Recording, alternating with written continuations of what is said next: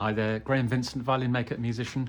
I'm making two new violins, and I've come to a point where I have to make a decision which I think a lot of people wonder about, and that is, shall I use an internal or an external mould to make this violin?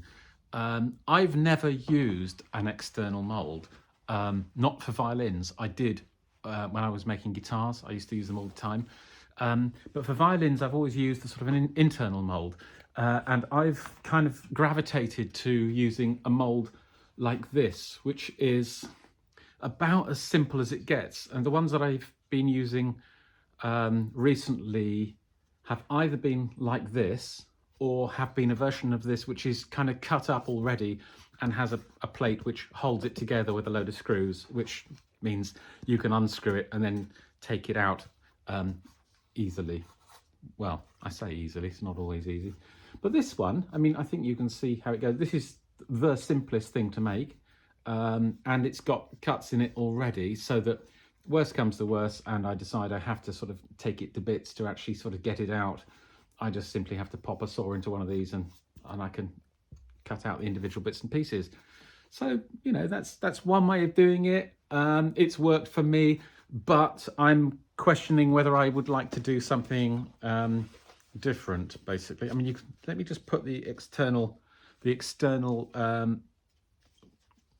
well, this template I'm putting on here is actually the inside template. So I just held it up against the back of the mold, so you can see the corner blocks will obviously sort of fill this up. So this mold plus these corner blocks is what you produce before you then put the, bend and fasten the ribs onto this.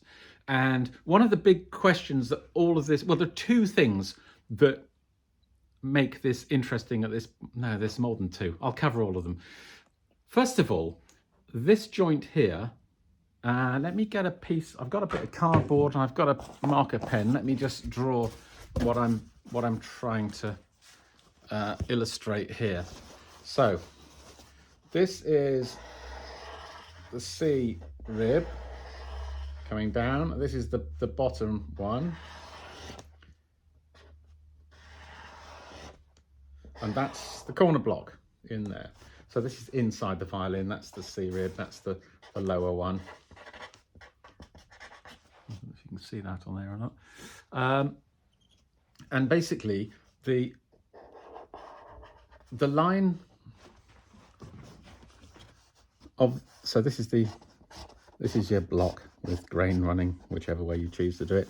But this face here of that corner block continues through, so that you have, when you clean up this joint here, and yes, the top and bottom of the violin effectively are overlapping it somewhat like so, but this joint here, when you clean it up, you want to see the entire thickness of this one, and this joint is hidden by it's striking on that corner. So in fact, it makes it look as though it's one piece of timber. Okay, so that's easy to do on an internal mold because you can see the corners and work on the corners. It's less easy to do on an external mold because you have to do all of this blind, so to speak. It's covered up.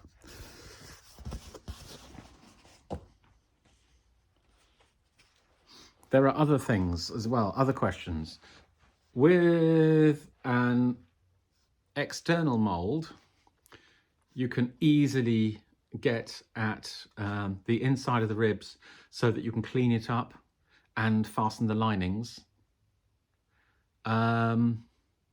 That's one advantage. A disadvantage is if you still have it in the mold when you fasten the back, and you almost certainly will want to still have it in the mold, then suddenly you can't see what you're doing very well in terms of actually fastening the back on. You can't get to the back outside to clean that up. With this kind of mold, the internal mold, any errors in your bending will mean that the violin is larger than expected. With an external mold, any errors, any inaccuracy in the bending of the ribs will mean that it's smaller than you're aiming for. So I've seen another type of mould which I'm quite intrigued by, and that is basically just a skeleton which connects these blocks, and then there's nothing to guide the shape of the actual ribs other than your skill as a luthier and you know, when you're doing the bending. So you have it sort of set on a template, and you can actually sort of check as you go that you've got it right. Slightly scared by that. Then you have other issues as well, such as at what stage and how you plane the front and back down level with the blocks. So there's all sorts to choose from. At this point in time, I'm still kind of making up my mind. I'm going to pause this video, and unusually it's not going to be a one-shot video. I'm actually going to have a think, and then I'll come back and let you know what I've decided to do on these two. Okay, I've had a good think for about 10 minutes, and I think I've got a way forward. I watched a video not that long ago, an Italian violin maker who uses an external mould, and then has it starts with an internal mould, then transfers the whole thing to an external mould and takes out the internal mould. So that's her approach. There's a lot to be said for that. I was thinking maybe you could have an external mould which has sort of removable sections at those corners, but that's not what I'm going to do. What I've decided to do, let me just draw it on this one quickly. I think what I'm going to do is a sort of halfway house between these. I mean, I know it's slightly wasteful, but we're talking about little bits of MDF. So I really love the speed that these give me, just simply because, you know, just go knock it out in the bandsaw, put a few cuts in, job done. So there's a lot to be said for that. So I don't want to lose that speed and end up with something massively complicated. So this is what I'm thinking.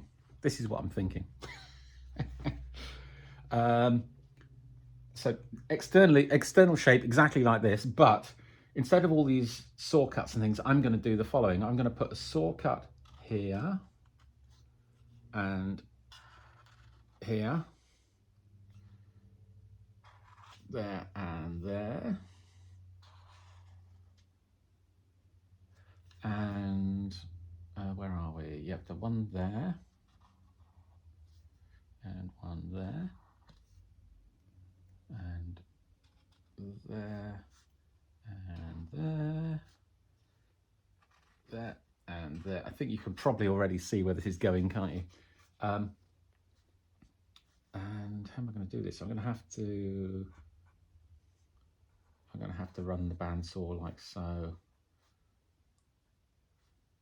Yeah, so it'll be like that, won't it? That's not going to work, is it? So okay, so I won't have that saw cut. I'll just run with the bandsaw. I'll run this one down and along like that, and the same on this side. So yeah, I can still do it all from the bandsaw, and there and there. Okay, I'm sure you're clever people. You worked out what I'm thinking already. So I start off with this jig like this. I fasten the corner blocks on. I cut them down to a sort of so they're just over 30 mil. I shape them. I bend the ribs, fasten the ribs on. And then at that point, once I've got a complete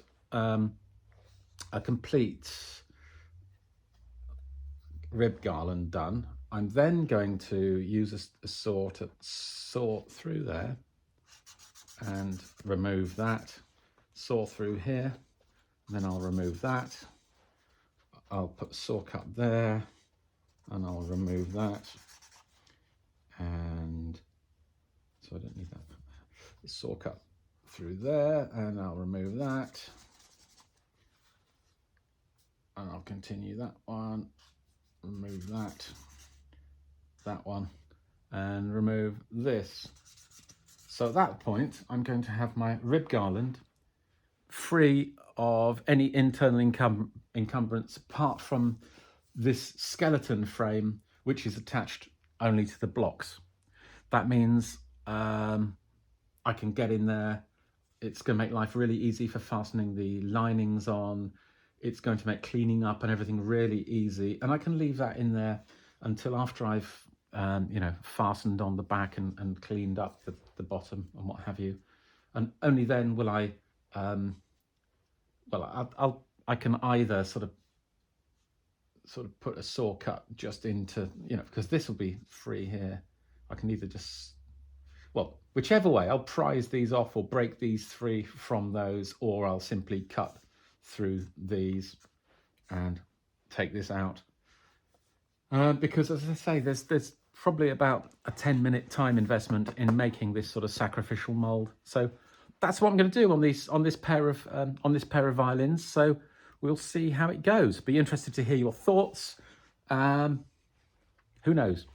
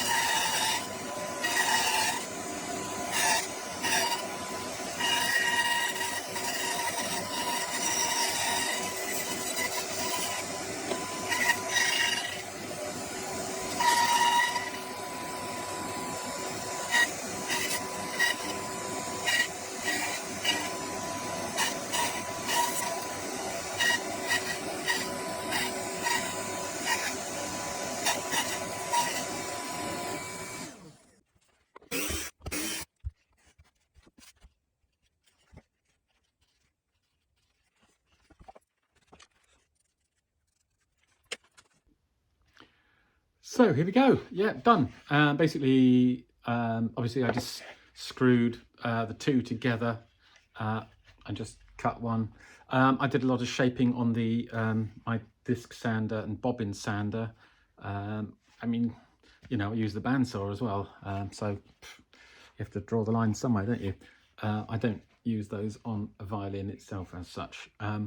So I think you can, hopefully you'll see what I've got here. It's an internal mould, but once I'm happy with the rib garland, I will connect up you know, saw that through to there, saw that there, saw this here, saw this here, saw this here, saw this here. If these are awkward to take out, I'll connect those up as well, so all of that can go. Same with this, so it'll make taking those out easier.